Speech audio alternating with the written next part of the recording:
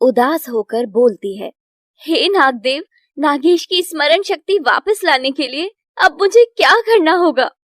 नागेश को उसके जीवन काल में बीते हुए पलों को वापस याद कराना होगा, तभी उसकी स्मरण शक्ति वापस आ सकती है। नरगिस विजय को लेकर निरूपा के पास पहुंच जाती है। निरूपा नरगिस को देखकर पहचान जाती है और उसके घर चलने के लिए बोलती है। निरूपा, तुमको मेरी वजह से कोई तकलीफ तो नहीं है? क्योंकि मैं हर बार तुम्हारे लिए परेशानी ही साथ लेकर आती हूँ। नहीं नहीं, ये क्या बोल रही हो तुम? मुझे तो लोगों की सहायता करने की आदत ही है और मेरे पिता तो वेद हैं, वो तो इनका इलाज कर देंगे। अच्छा, वैसे एक बात बताओ, रवीश कैसा है? सोचते हुए बोली, तुम रवीश को जानती हो, लेकिन कैसे?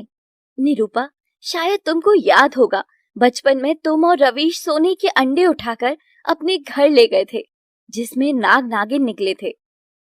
मैं और रवीश घर से घूमने निकले थे क्योंकि मम्मी पापा दवाई की खोज में दूसरे गांव में चले गए थे और हम दोनों अकेले ही थे घर पर। नरगिस मुस्कुराकर बोलती है। और निरूपा, फिर हमें नागेश और वो लड़की नरगिस मिली, पर पता नहीं अचानक वो दोनों कहाँ चले गए। वो नरगिस और रजनी मैं ही हूँ निरूपा।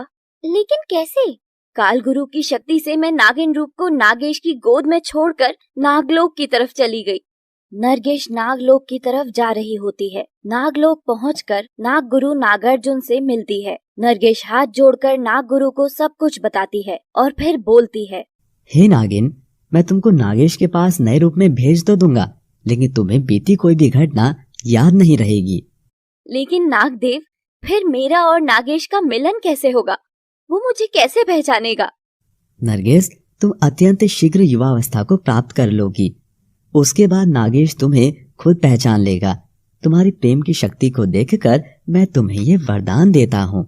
और फिर निरूपा, नागदेव की वरदान से मैं रजनी बनकर तुम सबके पास आई।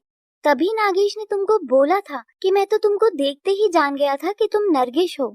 हाँ निरूपा, और जिस काल गुरु ने हमें अलग किया था, उसी की वजह से आज फिर नागेश की स्मरण शक्ति खो गई है। लेकिन नागेश है कहाँ? विजय ही मेरा नागेश है और मैं अपनी शक्ति से उसकी स्मरण शक्ति को वापस नहीं ला सकती। नरगिस, मेरे माता पिता दोनों गांव में रहते हैं जो विजय की स्मरण शक्ति को वापस ला सकते हैं। मैं विजय को अपने साथ लेकर जाती हूँ।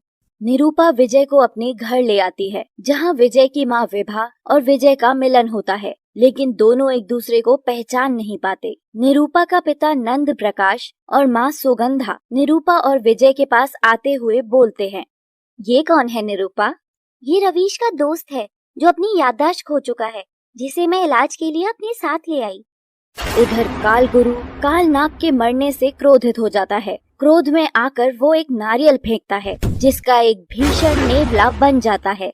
काल गुरु नेवला की तरफ देखता है। नेवला काल गुरु को देखकर बोलता है, गुरुदेव, मैं तुम्हारी आंखों में देखकर जान गया कि मेरे जन्म का उद्देश्य क्या है। आहूजा, तुम नेवला जाति के सबसे शक्तिशाली और बुद्धिमान नेवले हो। मेरे कहने पर तुमने विशाल से विशाल नाग का वध किया है।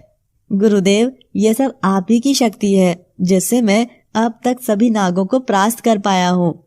मैं आपके इस उद्देश्य को भी पूर्ण करूँगा। मुझे आज्ञा दें गुरुदेव। काल गुरु अभिमंत्रित करके एक माला नेवले की तरफ फेंकता है, जो उसके गले में जाकर गिरती है। ये लो, ये तुम्हारी शक्ति को दुगनी बढ़ा देगी और जब तक तुम्हारे गले में रहेगी तब तक तुम्हारा वध असंभव होगा। अब अपने लक्ष्य की तरफ जाओ। जो आज्ञा गुरुदेव। निरूपा विजय और विभा को दवाई देकर सोने के लिए बोलती है। विजय और विभा कमरे में चले जाते हैं। आहूजा नंद प्रकाश के दरवाजे पर प्रकट होता है और सोचता है कि पहले मैं किसका वध करूं, नाग का या नागिन का। मुझे नाग का वध करना चाहिए, जिसके वियोग में नागिन खुद ही मर जाएगी। लेकिन ये कार्य बहुत चालाकी से करना होगा। और वहाँ से चला जाता है। नरगिस को कुछ अनहोनी होने का आभास होता है, जिससे वो नागेश के पास आने के लिए उठ जाती है। लेकिन जैसे ही दरवाजे पर पहुँचती है तो वो देखती है किसी ने दरवाजा बाहर से बंद किया है। नरगिस नागिन रूप बनाकर खिड़की से बाहर निकलने की कोशिश करती है, लेकिन जैसे ही बाहर देखती है, नेवले ने उसके कमरे को घेरा हुआ है।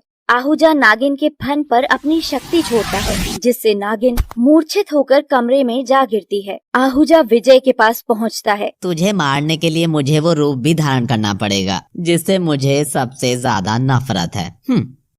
और एक नाग बन जाता है और जाकर विजय को डस लेता है। विजय की माँ सांप को काटते हुए देख लेती है, जिससे उसकी चीख निकल जाती है और उसे वो सब याद आता है जब विजय को झाड़ी वाले सांप ने काटा था और महक ने उसे बचा लिया था। विभा बहुत तेज चिल्लाती है, बेटा! क्या हुआ आंटी जी? कोई बचाओ मेरे बेटे को, सांप ने काटा है उसे। कहाँ गया सांप? तब तक निरूपा के पिता भी वहाँ आ जाते हैं। क्या हुआ बेटा, क्यों चिल्ला रहे हो? पिताजी, विजय को सांप ने काट लिया है। निरूपा का पिता विजय को जड़ी बूटी लगाता है, जिससे उसका जहर धीरे धीरे कम हो जाता है। बेटा, मैंने विजय को औषधि दे दी है, इसे आराम की जरूरत है। जब इसे होश आ जाए एक बार मुझे बता देना, मैं एक बार और इसकी स्थिति देख लूंगा। ठीक है पिताजी। इस घटना से विभा की याददाश्त वापस आ जाती है। विजय को होश आ जाता है, वो उठने की कोशिश करता है। तभी विभा को देखकर बोलता है, क्या हुआ आपको आंटी जी, आप इतना क्यों रो रही हैं? मुझे आपको ऐसे रोते हुए देखकर बहुत तकलीफ हो रही है। बेटा, तू मुझे आंटी क्यों बोल रहा है? आंटी जी, और क्या बोलूं मैं आपको? विभा विजय को देखकर रोते रोते बोलती है, तुझे क्या हो गया बेटा? तुझे क्या हो गया? निरूपा विभा को कमरे से बाहर ले आती है और फिर उन्हें बताती है, आंटी जी, विजय किसी चीज से टकरा गया है, जिससे उसकी याददाश्त चली गई है, लेकिन मुझे लगता है इसकी याद भी आप ही की तरह वापस आ सकती है।